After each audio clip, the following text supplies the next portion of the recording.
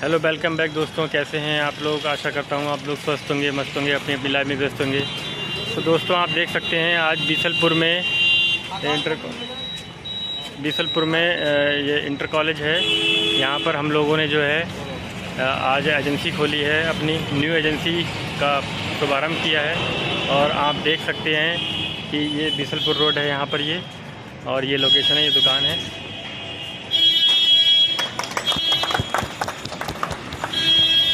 और देखिए, हम लोगों ने अपनी जो है एजेंसी ओपन कर ली है दोस्तों। और देखिएगा, ये है।